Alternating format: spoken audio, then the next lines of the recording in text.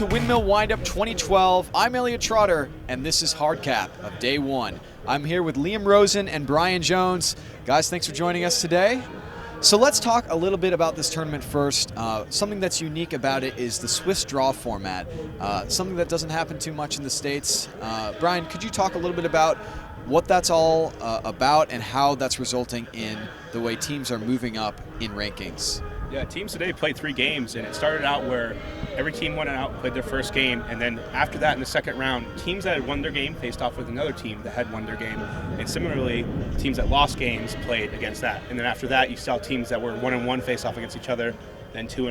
And as a result, the Swiss draw also takes into account point differential and kind of puts out the strength of ranking. Liam, I understand that you're pretty familiar with that. Sure. So basically, the nice thing about it is every point matters. So if you're down 15-0, 14-0, you're fighting back for every point because every point you get is going to make you go higher in the Swiss draw rankings. So it's really a really nice format. What do you guys like about that format? Like, what is that? How does that benefit teams? And on that note, another thing that's sort of interesting is we see a lot of breaks for teams. Each team, I believe, had 3 rounds of play, but there's a good hour, maybe upwards of 2 hours in between each round for these teams. Yeah, the Swiss draw is really interesting because it doesn't really matter how the teams are seeded coming in because they're all going to end up playing 5 games before they go into the bracket. And we're going to see teams that are 4-0 face off against another team that's 4-0 as we go through Friday, and then they're going to just seed it into the bracket. So for these teams here, if they had a terrible day, they're not done yet. They can still afford to get into the bracket, and the seeding here doesn't determine really what the road is going to be like, and you see the harder teams play harder teams that don't get an easier road leading in, except for seeding when you get to the bracket. So I believe we're seeing the bracket at the end of Saturday, and then Sunday we start to see semis and finals. That should be exciting. So let's talk a little bit about the competition here and what a lot of teams are doing. And what I've been seeing is teams are still feeling things out a bit, but that being said, they are aggressive. We're seeing a lot of huck attempts. Teams are not necessarily playing too conservative with the disc. They're looking to score and fast. And that is leading to a lot of athletic Ds and just long points. You know, these teams are, even the strong teams that are winning by, 10 points or something like that, you think that they would be finished with the game soon, but they're going to cap in most of these games out here. What else are you guys seeing in terms of how teams are playing so far? Well, looking at the Netherlands specifically, watching them being aggressive, they're going through zones, and we didn't see too much wind today, just enough to make a zone effective. But we saw the Netherlands, for instance, hammering over the top constantly, and all these other teams also being super aggressive. So that plays into what you said earlier, Elliot, where teams are throwing zone on defense knowing they're going to get a turnover, because eventually teams are going to go for it all, and that's going to lead to the athletic Ds that we've been seeing. Liam, any notes on competition? So we have the standings here at the end of Friday.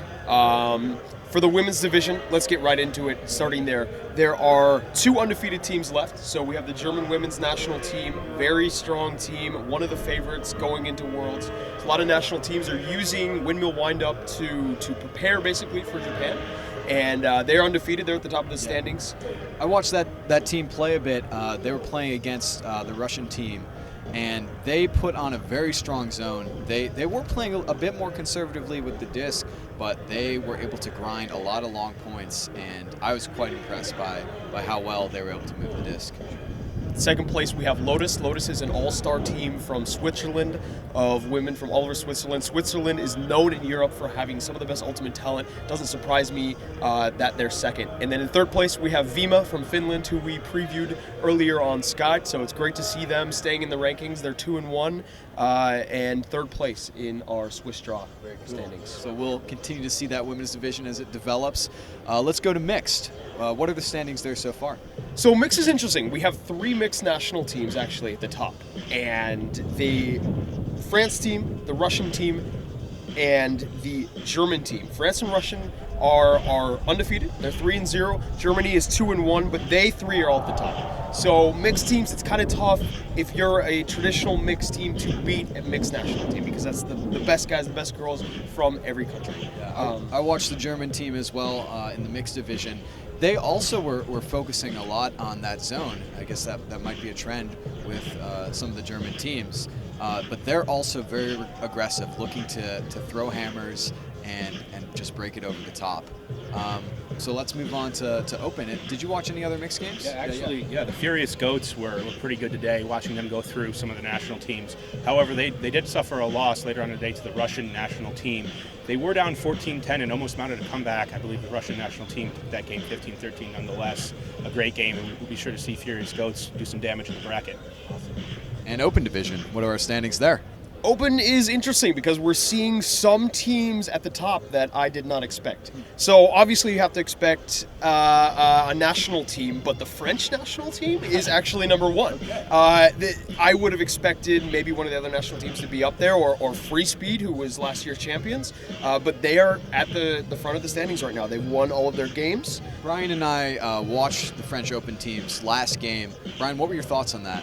Oh, very athletic, incredibly explosive. They threw a lot of hammers too, aggressive style of play that we saw, but they were coming up with the discs, and their defenders were incredibly aggressive as well. Big layouts, and just they had the athletes to get the job done, especially when there were a lot of turnovers. They were the ones that were able to come up with that swill. Towards the end of their final game today, they let the other team in just a little bit, but they were able to close it out with that 14-12 victory. So it'll be exciting to see once they face some other of these top teams if they're able to hold tight in that number one spot. That's the really important thing is we're just in day one of competition. So we've got 2 more Swiss draws tomorrow that will determine the final rankings going into the quarterfinals. So we've got now behind them is La Fota, which is a team from Bologna in second place. They're undefeated. We've got 2 more undefeated teams. So Freespeed from Switzerland, last year's champions, are undefeated. And we have Germany's under-20 national team. So it's great to see a lot of young athletic guys in there, also undefeated in 4th place. Can't forget about Sieberschwaben over here. They are undefeated, but yet they're in 8th place in the standings right now, behind teams that are 2-1 because of the result of close games. But notable for that, for any Americans watching, Philip Haas is going to be on the Next Gen Tour, and I got a chance to watch him, and I'm pretty excited to see him come to America and go Next Gen Tour because he's legitimate. He reminds me a little bit of Dylan Freechild in the way he has very agile, very good at defending handlers, so it's going to be exciting to watch him throughout this tournament. Awesome. Any last notes on what you guys have been excited about, or just sort of the atmosphere of Windmill Windup? I just want to say this is not a normal tournament, and we've been talking about this all day, right? We are flipping out. So this is not your normal U.S. tournament where you're just going in and playing. There are side events, there are music, there's food, there's everything to do around the tournament and around the playing itself. So that's been the best atmosphere, to just balance what's going on outside the field with actually getting to play. Yeah, when I think of the buzz surrounding this tournament, I think of U.S. nationals, but even then, the organization of the events. This is an event. This isn't just a tournament. It's got the food, it's got the music. I think people are gathering to watch the Euro Cup right now. It's just an incredible event. Yeah. And it's got the competition as well, and we'll continue to cover that throughout the weekend, going into Saturday as we see the end of the Swiss draw format. Well, this is Hard Cap. I'm Elliot Trotter here with Bryan Jones and Liam Rosen. Thanks for watching.